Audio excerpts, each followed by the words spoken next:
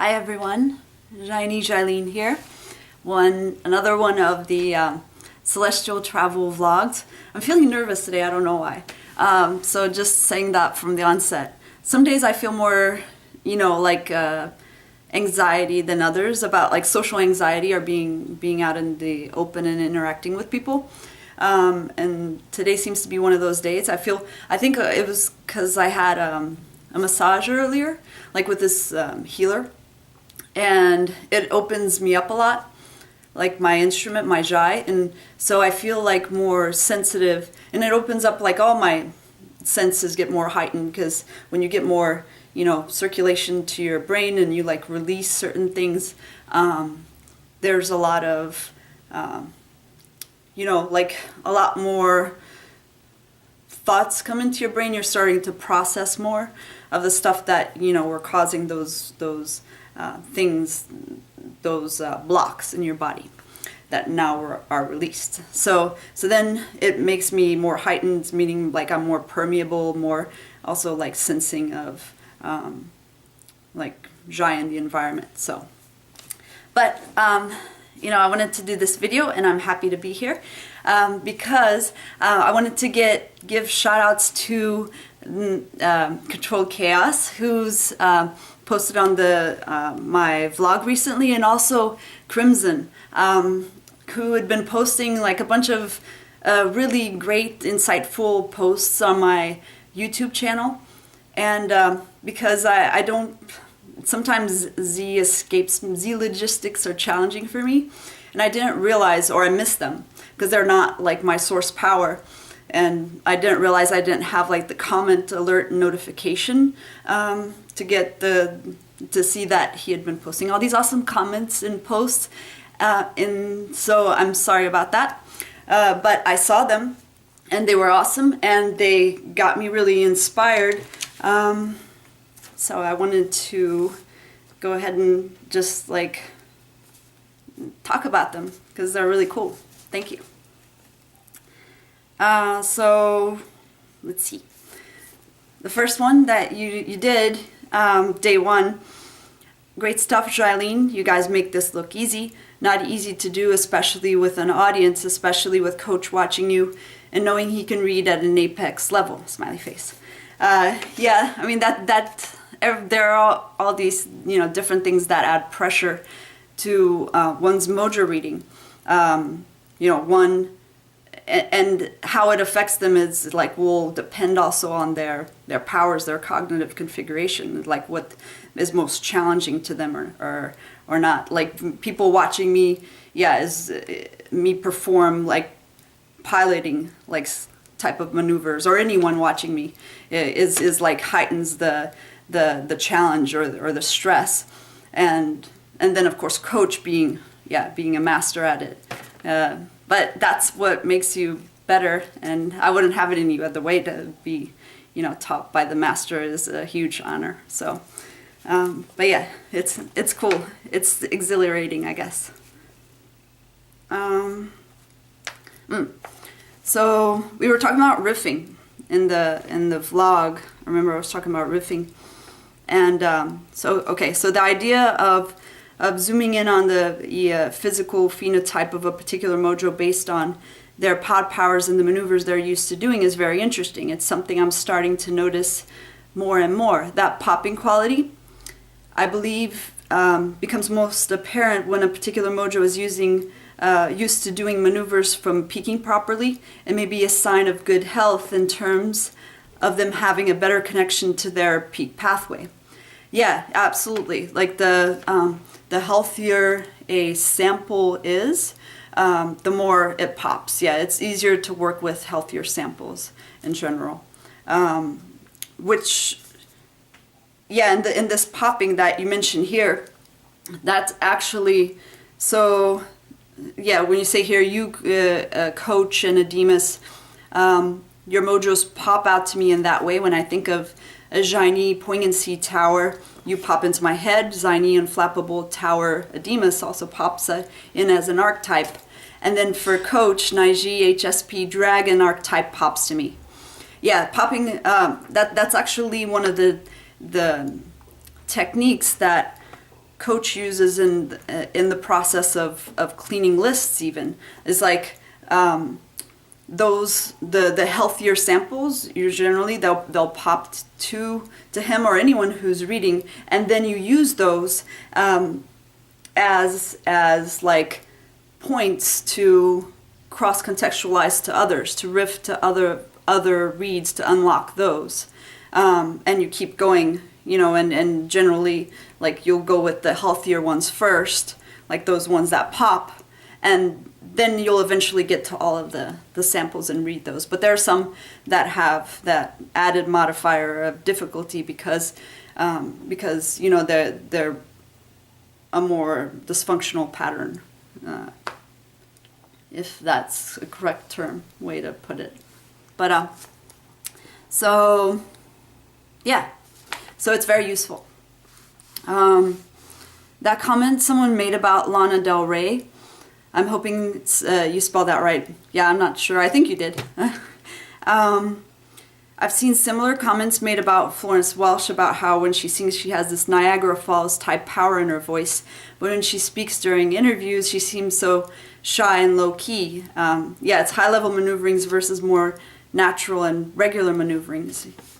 Yeah, absolutely. And you know, since the subjectives, they don't tend to do it as interact with the environment as much. When they do it, yeah, it's a big, the environment really notices those. It's very notable. And it's more intense. Then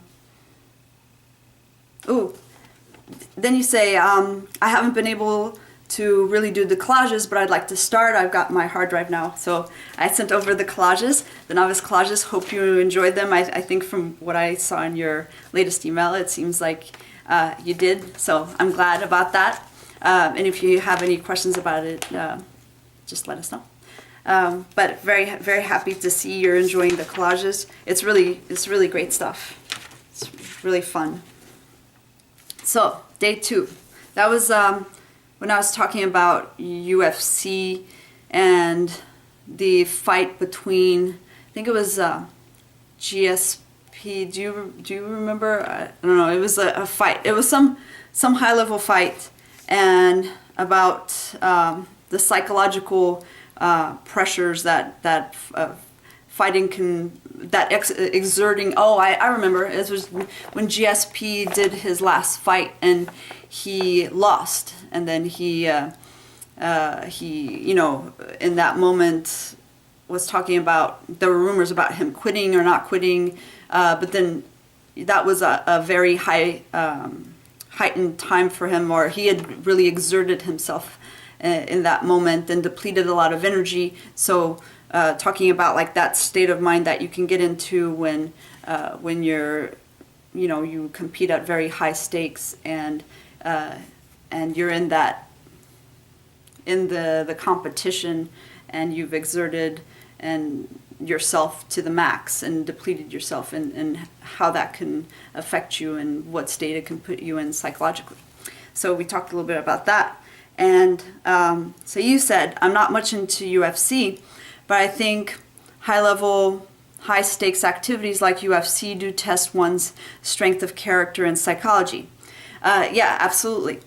And you don't even have to watch just the events themselves necessarily, because what we actually do is for sports, we actually will, because we do a lot of canvassing of different sports, and we actually can't go and zoom into all of them. So something that we do, because we want to canvass them and we want to know about them, is we watch the pre and post interviews.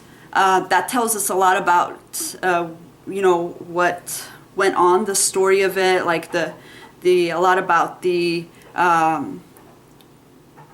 psychology of the person, the sample, you know, the mojo we're watching. Just a whole bunch of information at that moment. You can get a lot of it. It's heightened. It's a heightened time. So what we try to do a lot of times is, like, we find that it gives us the best story or the best canvassing, right? Is to pick we'll pick like a standard interview of that sports person. Like an interview, a playful one, which is like, where he's like with his family, with his kids, with his, and that's a bias on my part too, his or hers, their kids, their family, their dogs, and then pre and post fight interviews. And that tells us a lot about their story and gives us a heightened sense of the experience that we're watching the fight, because we know, we know more about them. So we have that context, and so we root for them. Let's see. Sometimes I ramble. No, you weren't. You were making the point that we were saying is that if you don't have time for a sport and there's a lot you don't, you can just watch them talk about before or after, yeah. and then you kind of know what goes on without actually having watched sports that you aren't into. Yeah, that's the thing that like G Mojos can do is, or like G with Nai is like tell you what you were trying to say. Like it's a cool ability, because I'm like going around with my knee, my jai in my knee, trying to find like what is it I'm trying to say. I'm encapsulating it. Well, I can't find my car keys or anything else, and I don't remember days of the week, so I need you as well. Thank you. Yay! Yay! It's good how that works. Human collective is a beautiful thing. So to invest all of yourself into a UFC match for your fans, for your family, and then for yourself, your own ego, and then to lose is quite hard. I imagine that for Jaini, this type of investment happens more pervasively in their lives, and so this type of soul crushing, which can happen after a perceived defeat in an endeavor they've invested so much of themselves, their jai into, can be really a really hard thing. Yeah, I mean, when it comes to it's definitely like when you invest yourself into something, like it can be hard. That's why you have to be again, choose wisely what to invest your resources in, but that you do need to do that. That's part of your process. That's how you level up. That's how you give your contribution to the collective. That's kind of your how you fulfill your purpose and move forward. So like you have to put yourself in those positions, in those high stake positions, and where you're gonna have to commit to putting in elevated amounts of your energy, whatever that is, whatever your source power is for you, to get ahead, to try to achieve something. And if sometimes you're gonna there's a losing or winning, failure or success or failure, and sometimes you're going to succeed, but sometimes you're going to fail, and actually those failures are necessary as part of someone's development process. You need those failures to actually overcome your current state, or like to elevate yourself to better oneself. And I'm sure I'm preaching to the choir. That's like, but yeah, you do. And yeah, with the Jai, that would be like the sacred resources. So that's something that I've always. It's as a Jaini, like I've always wanted to put my Jai into stuff. I have a lot of welling up of poignancy, like when I see like I was telling a coach the other day, I had a big welling up because of like homelessness here in Southern California.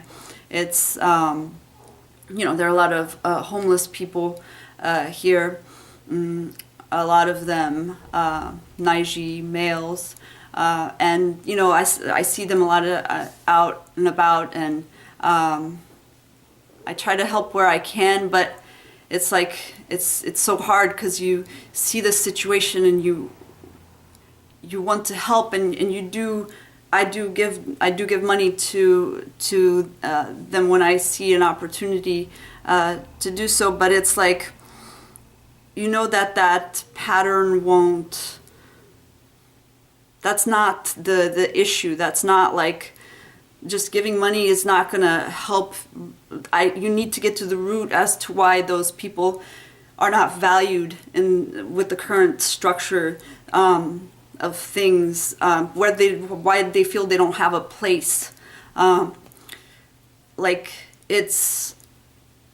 That's what drives me for Padler, for example, is trying to give increased understanding of people, and people being able to read one another again. I know there's a lot of baggage with stuff and I know you've talked about the race thing, and in the postage or notation on Alexis Brown, that was really awesome, by the way.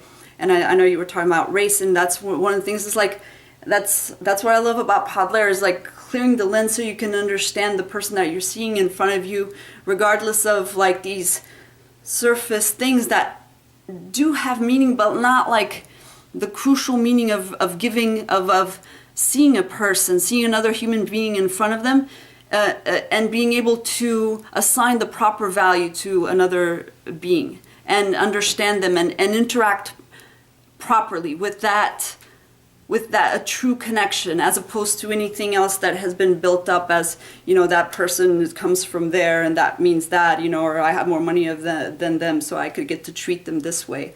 I mean, that confuses the dialogue way too much. I like that Padler is returning that to that basic question of a person's, character, what they're truly bringing to the table, and interacting in an authentic, honorable sort of way.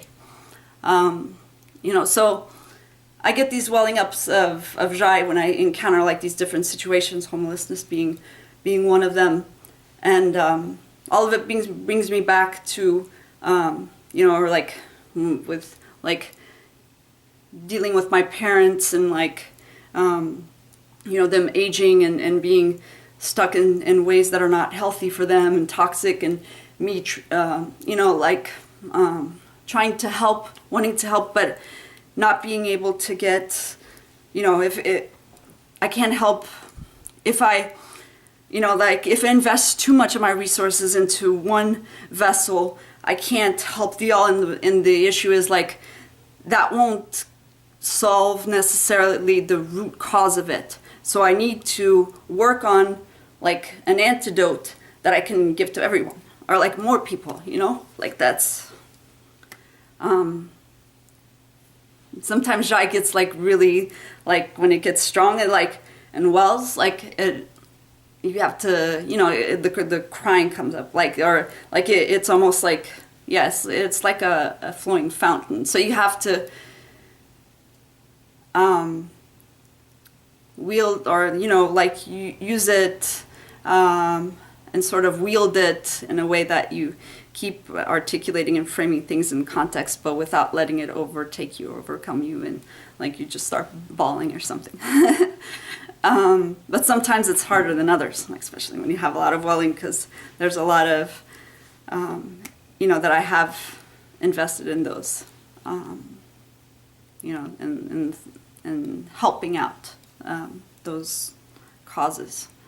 And so I think I've gone on for a little while here, and there's more. I'm on day 2. There was a lot to these, but I think maybe I'll continue on my next vlog, so that I have more material for next vlog. I'll continue with, because you've given me lots of great stuff to talk about, and yeah, so I'll continue on next days, and I really look forward to more feedback from you guys. This is very exciting. Talk to you next time.